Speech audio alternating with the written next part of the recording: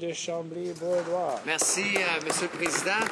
Je suis très heureux de pouvoir prendre la parole aujourd'hui sur le rapport du Comité des finances sur lequel j'ai pu travailler avec mon collègue de Skinner-Bulkley Valley, mon collègue de Rimouski, Neigette, Témiscouata, les Basses, mon collègue de Victoria et même mon collègue de Davenport qui est venu nous rendre visite pour parler de la question des stages non rémunérés. C'est tellement important, Monsieur le Président, pour moi de prendre la parole aujourd'hui parce que c'était quand même une étude qui a duré près de 10 rencontres. C'est assez long pour une étude, mais c'est un enjeu qui est extrêmement important. On parle bien sûr ici de la question du chômage chez les jeunes. Et c'est une question qui est quand même assez complexe et je dois avouer d'entrée de jeu que j'étais très heureux de constater que même si on a parfois un certain désaccord sur les solutions à emprunter ou à utiliser plutôt, il y avait quand même une certaine ouverture des députés sur le comité conservateur à s'attaquer à ce problème. Mais maintenant, il faut quand même regarder les recommandations et aussi regarder, avant même qu'on parle des recommandations, peut-être faire un petit sommaire de la situation et peut-être essayer de démystifier certains points qui sont abordés par le gouvernement quand on parle de chômage chez les jeunes. Bien sûr, on aime souvent rappeler au gouvernement que le taux de chômage chez les jeunes est 2 fois la moyenne nationale. C'est quand même quelque chose d'assez décourageant pour les gens de ma génération. On parle bien sûr de 15 à 35 ans. C'est un grand démographique. C'est certain que dans certaines de ces instances-là, c'est des jeunes qui sont encore à l'école, mais il y a aussi beaucoup de jeunes là-dedans qui sont des jeunes qui viennent de terminer l'université, viennent de terminer toutes sortes d'études postsecondaires et qui se cherchent un emploi de qualité. Et je vais revenir sur la question de qualité bientôt, Monsieur le Président, mais avant tout, c'est important de souligner que le gouvernement aime souvent nous dire un taux de chômage qui est le double de la moyenne nationale, c'est normal. Et pour dire que, Monsieur le Président, que je ne pense pas que le fait que historiquement que ça a été normal, que ça rend la chose acceptable. Je pense que c'est deux points très différents. C'est que même si historiquement, suite à une récession, c'était normal d'avoir un taux de chômage aussi élevé, pour moi, ce n'est pas acceptable. L'autre question, Monsieur le Président, quand on parle du taux de chômage chez les jeunes, c'est la comparaison qui est souvent faite par le gouvernement, et c'est même dans la première page, Monsieur le Président, de la réponse du gouvernement à notre rapport, le rapport du Comité des finances, qui mentionne qu'ils sont également plus nombreux à participer au marché du travail que les jeunes de la plupart des pays développés.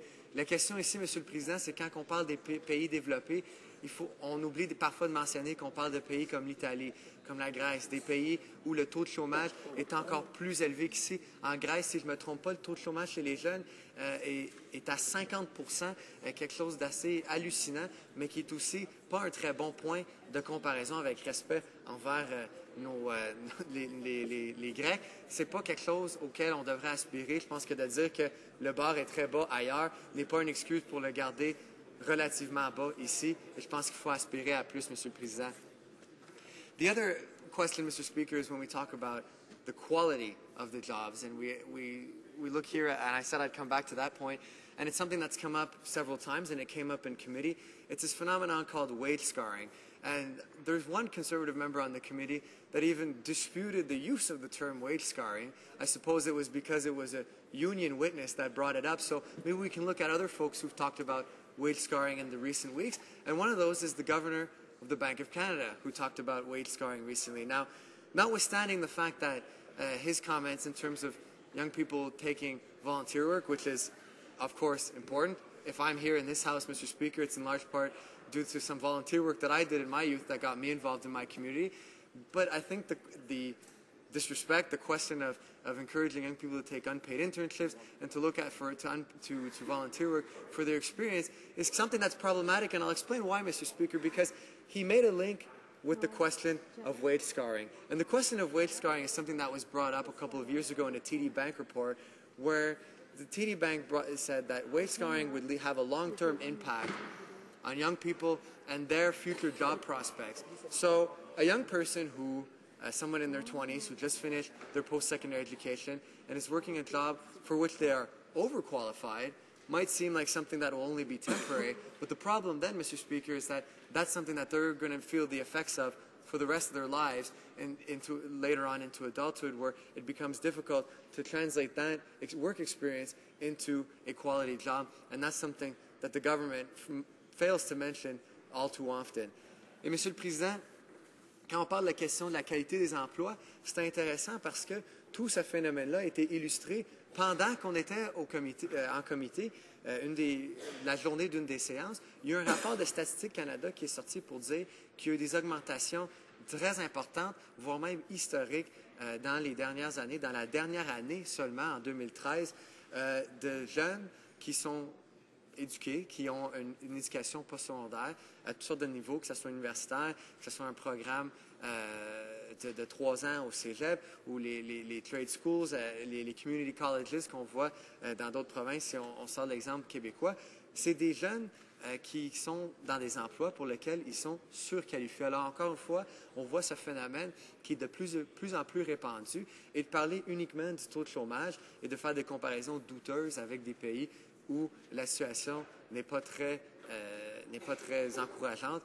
C'est un peu problématique, Monsieur le Président, et ça démontre malheureusement le manque de rigueur, tout ça étant dans la foulée, bien sûr, à cette période-là, de la fameuse question, comme ma collègue de Saint-Lambert et ma collègue de Newton North Delta aiment bien aborder, la question des données de Kijiji. Alors, non seulement le gouvernement n'était pas en mesure de mesurer adéquatement la réalité sur le marché du travail, mais on voit qu'il ne veut même pas en parler. Alors, c'est pour ça qu'on était content d'aborder ces questions-là en comité, et pour ça que c'est important de les aborder aujourd'hui. Monsieur le Président, au-delà de la question de la situation, il faut regarder les recommandations, les solutions. Et j'ai été très heureux d'apprendre que plusieurs des témoins qui ont présenté en comité, autant des témoins qui venaient du milieu syndical, du milieu étudiant et même du milieu des affaires, ont prôné une très belle solution. Et je la trouve très belle, je suis un peu biaisé, mais c'est une solution proposée par la NPD, par la chef de l'opposition officielle. C'est la question des services de garde, des garderies universelles. Et c'est ça, une solution qui a été prônée par 8 témoins sur 10 ont fait mention, même si ce n'était pas dans leur présentation, que c'est quelque chose qu'ils verraient avoir un impact positif sur la réalité des jeunes travailleurs et surtout, ça va sans dire, les jeunes travailleurs femmes. Mr. Speaker, the question of childcare came up in nearly every single meeting in a very positive way. Witness after witness said that even if it wasn't something that they were going to be lobbying for and that they were going to be pushing for, none of them was able to deny the positive impact that a universal child care program would have on the plight of young workers and obviously specifically young female workers, and able to have an easier time getting that experience necessary to move on with quality employment opportunities throughout their life and into adulthood, and obviously hopefully one day be able to secure a proper retirement, which is a whole other issue that young people are facing, Mr. Speaker, but perhaps for the moment beyond the scope of this particular study. And if we're talking about the child care question, Mr. Speaker, I think it's important, and I said it in French, but I think it's important to repeat it again with respect to our hardworking interpreters, is the fact that the government might have an argument saying it was only union members or only union representatives on committee that were fighting, or not fighting, but rather defending this point and talking about the positive impact it can have. It wasn't, Mr. Speaker. It was representatives from student representatives, it was union representatives, yes, but also representatives from business. Because after all, if you go see small and medium business owners and you ask them what's the best way they can get more and more young workers in their system, that they can have long-term experiences that'll lead to quality jobs, that'll lead to them having quality businesses, and just get that economic wheel turning, one of those solutions is obviously childcare, making sure that childcare is affordable, making sure that workers from my generation are able to have the tools necessary to be able to start a family, which is obviously important for the economy because it's what leads to the opening of businesses, it's what leads to the opening of schools and all the strengths of our communities based on the families that decide to live in our communities. But obviously, in order to have that phenomenon take place, you need to give young people the tools that they need to be able to work in high-paying quality jobs. And one of those tools, as I said, Mr. Speaker, is the Universal Child Care Program as proposed by the NDP. And we saw that meeting after meeting, and it's really important for me today, despite the fact that unfortunately it's not in the main committee recommendations. It's something that's important to bring up because it was definitely, as far as we're concerned on this side of the House, a focal point of the study. And I'm sure my colleagues who are at those meetings with me would agree as well. L'autre question, Monsieur le Président, et on est très heureux, par contre, cette fois-ci, de le voir dans les recommandations du comité, c'est bien sûr la recommandation numéro 16. Et la recommandation numéro 16, Monsieur le Président, je vais vous le lire, c'est que le gouvernement fédéral explore des moyens d'encourager l'embauche des jeunes au Canada, très louable, comme la création de crédits d'impôt aux entreprises qui embauchent des jeunes Canadiens de 18 à 30 ans. Je suis très heureux de parler de cette recommandation parce que c'est exactement ce que j'ai eu le plaisir de proposer l'automne passé en conférence de presse avec ma collègue de Parkdale High Park. C'est une proposition NPD qui s'inspire, si on peut vulgariser pour les fins de notre discussion aujourd'hui, Monsieur le Président, qui s'inspire du crédit d'impôt d'embauche générale pour les petites et moyennes entreprises. Et ce qu'on veut faire avec ce crédit d'impôt pour l'embauche de jeunes, c'est non seulement offrir un crédit d'impôt pour l'embauche, mais aussi pour la formation. Et ça a un lien direct avec la réalité que j'ai décrite plus tôt, Monsieur le Président, quand j'ai parlé de la réalité, de la qualité des emplois, la réalité que les jeunes, une réalité qu'on a entendu décrire à plusieurs reprises pendant les séances de comité, que les jeunes, parfois, il faut faire, si on permet l'anglicisme, matcher les compétences et les qualités des jeunes avec, bien sûr, un employeur, mais aussi, après, il y a une question de formation. Et je vais expliquer notre proposition, Monsieur le Président, parce qu'après tout, cette recommandation ressemble drôlement à notre proposition, et c'est pour ça que je vais vous l'élaborer ici, pardon.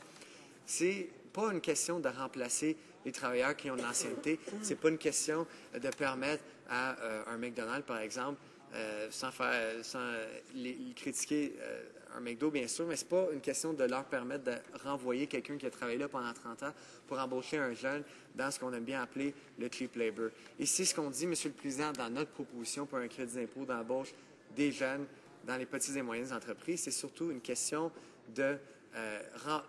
d'expansion. Alors, une entreprise qui est en expansion, qui va voir la création de nouveaux postes à long terme dans leur entreprise, se verrait offrir ce crédit d'impôt pour l'embauche et la formation d'un jeune de cette position-là, pour assurer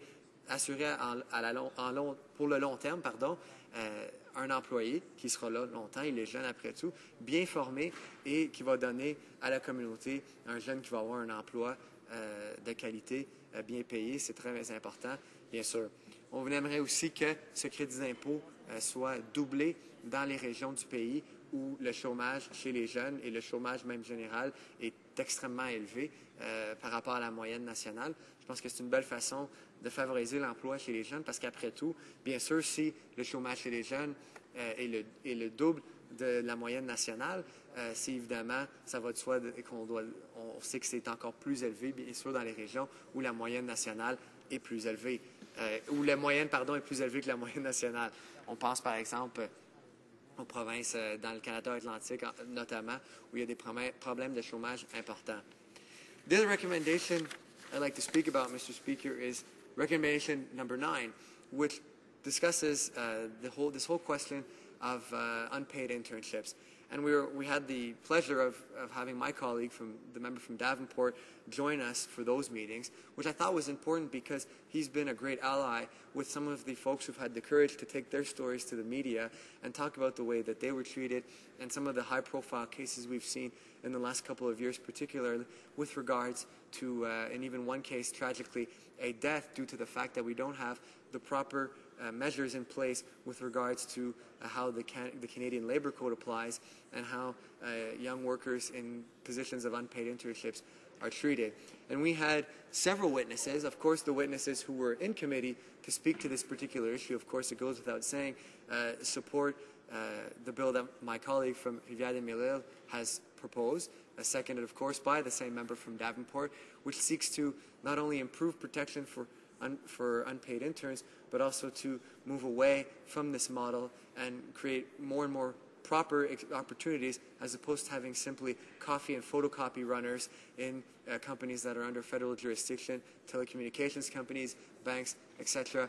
And once again, not only does this protect young workers who are in some cases very desperate to find very good experiences in the workplace, it also goes a long way to the point I've been making throughout my speech so far, Mr. Speaker, that question of high-quality jobs. One way we can encourage that is by making sure that companies are offering high-quality internship experiences, which of course will have the domino effect of leading young people to take on these jobs and in these sectors as they move forward in their careers.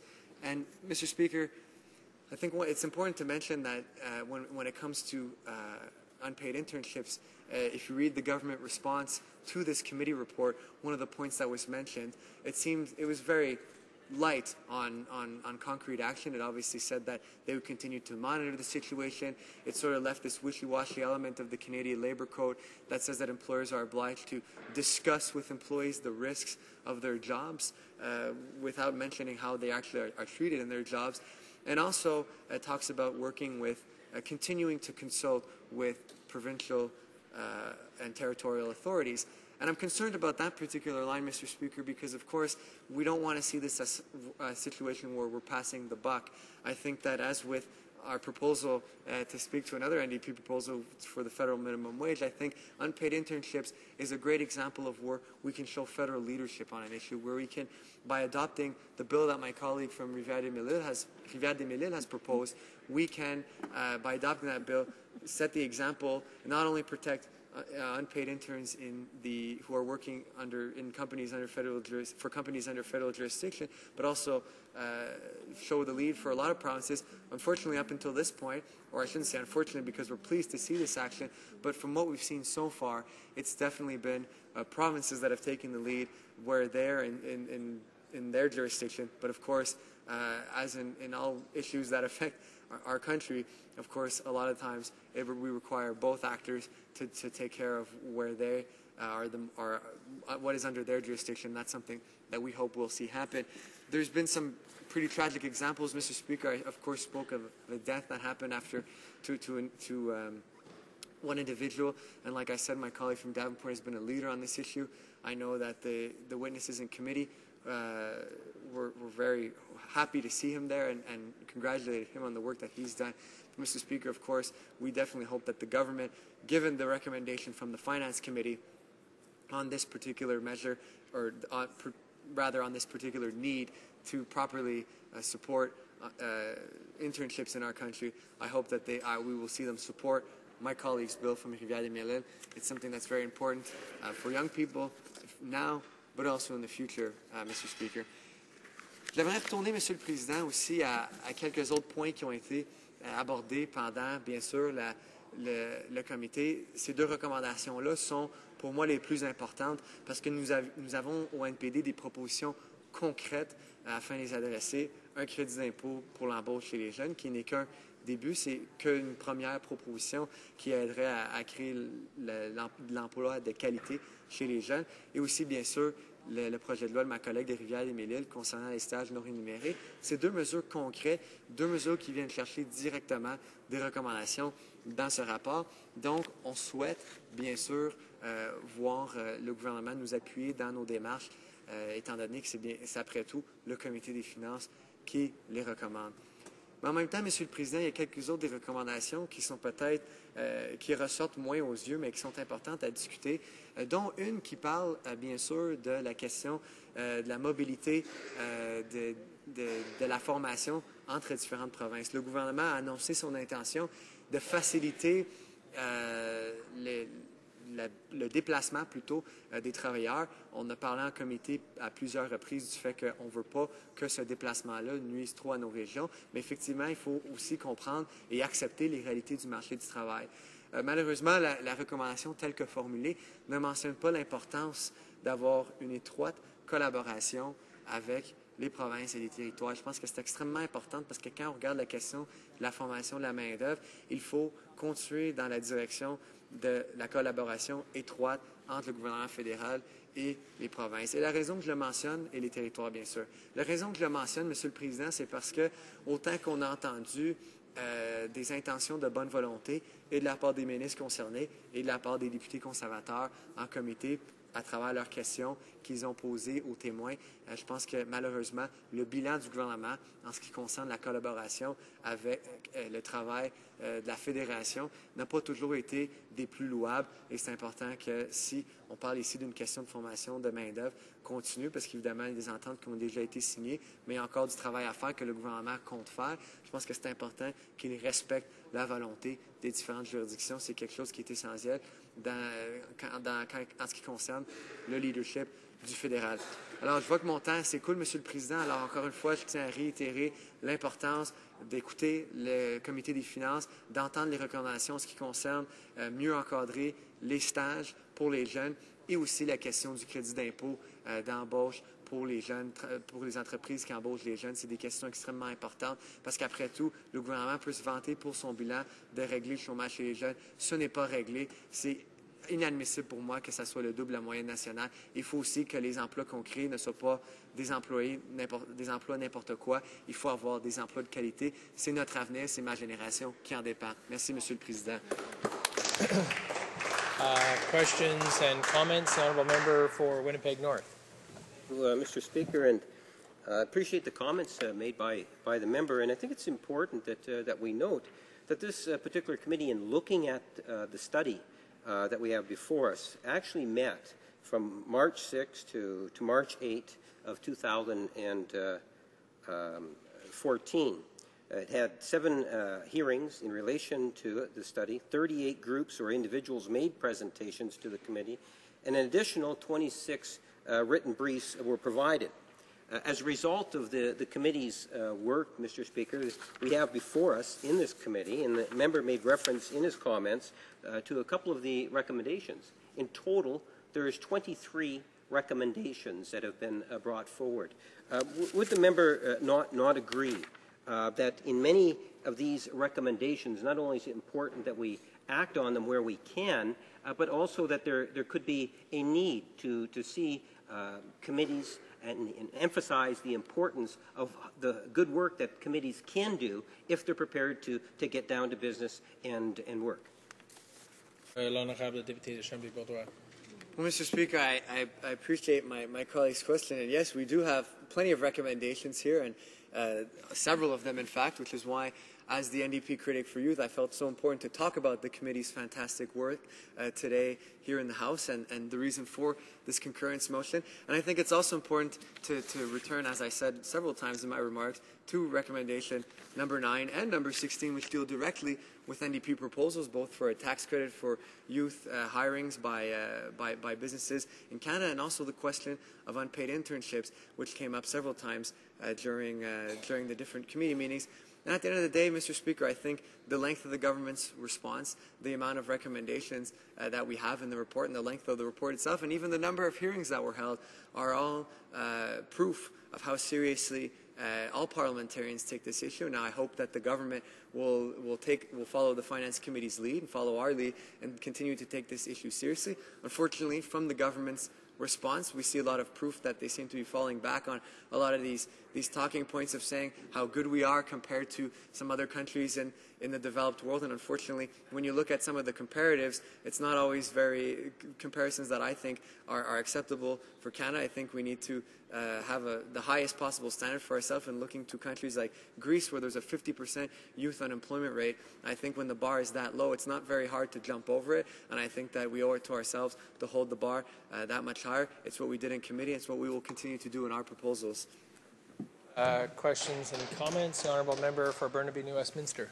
Thank you very much, Mr. Speaker. I thank the member from Chambly-Bourdois for provoking this debate. And I notice in the report, Table 4, talks about the unemployment rate for young people.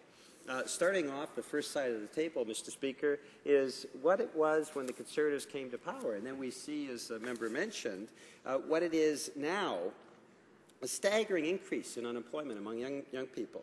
From 15.7% when the Conservatives took power to over 20% unemployment now. And that has been reflected in staggering increases in many in youth unemployment rates in many provinces, including my province of British Columbia, which has seen a 66% increase in the number of unemployed young Canadians. Staggering increases. We often talk about this Conservative government doing so little for young Canadians, but the figures are right there, black and white, Mr. Speaker, that we have seen a staggering increase in unemployment among young people, and yet recommendations that are not put into effect. I'd just like the member from Chambly-Bourdois to comment on how the Conservatives can oversee that staggering increase in youth unemployment and yet do nothing about it.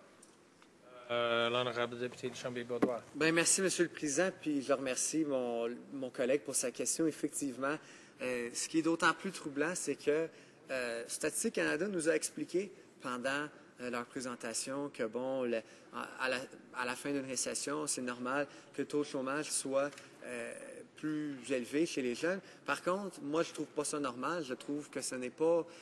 puis même si, historiquement, ça a été la tendance, ce n'est pas tout de même pas acceptable. Ce n'est pas acceptable quand on considère que l'avenir de notre économie, c'est les jeunes, qu'on continue de laisser tomber les bras devant ce défi-là. D'autant plus qu'à chaque fois que le gouvernement se vante d'avoir réduit le chômage chez les jeunes, la plupart du temps, c'est pour des emplois de basse qualité en ce qui concerne leur formation à ces jeunes-là ou des emplois à temps partiel. On sait que c'est une tendance qui n'existe pas non plus seulement chez les jeunes, Monsieur le Président. C'est une tendance qui affecte tout le bilan en matière d'employabilité de ce gouvernement. Mais à la fin de la journée, Monsieur le Président, je pense que ce qui est important pour rejoindre le point de mon collègue, c'est la question d'une génération oubliée. Je pense qu'ici, ce qui est tellement important, Monsieur le Président, c'est quand on regarde, par exemple, l'âge d'admissibilité de la sécurité de la vieillesse qui a passé de 65 à 67 ans. Oui, ça a un impact sur les gens qui prennent leur retraite aujourd'hui et demain, mais il y a aussi les gens qui vont prendre leur retraite dans plusieurs années. Je pense que ça a un impact sur les jeunes et ça rend la question encore plus préoccupante. On semble nous oublier, on oublie les jeunes et c'est ce qu'on espère pas voir faire à la suite de ces recommandations-là. Question et commentaire, l'honorable député de Hull-Elmer. Merci, Monsieur le Président. Je remercie mon collègue de Chambly-Bordua pour sa présentation et l'explication vraiment au niveau des jeunes et ce qui arrive à nos jeunes présentement. Je voudrais le féliciter. Il y a un de nos jeunes qui a été élu en 2011 et on voit le résultat aujourd'hui de ce qu'ils font en Chambre. Et encore une fois, je les remercie pour tout ce travail-là. Ils représentent très bien la jeunesse. Mais j'aimerais qu'il élabore un peu sur la situation des jeunes dans sa circonscription, entre autres. Je le vois moi-même dans ma circonscription de Hull-Elmer, les jeunes étudiants qui sortent un peu désabusés, pas mal désabusés par rapport au marché du travail et la possibilité de se trouver un emploi dans les études ou dans la formation qu'ils ont fait. J'aimerais bien qu'il élabore un peu plus sur cette situation-là de vécu dans sa circonscription. L'honorable député de Chambly-Bordua. Merci, Monsieur le Président, puis je remercie ma collègue pour ses beaux compliments. Je pense que je peux juste dire rapidement, je suis très heureux de faire partie d'un caucus qui a un beau mélange de jeunesse et d'expérience, mais aussi qu'on est très fiers d'avoir baissé l'âge moyenne de la Chambre des communes pour la première fois dans l'histoire canadienne. On était très, très heureux de participer à ce phénomène.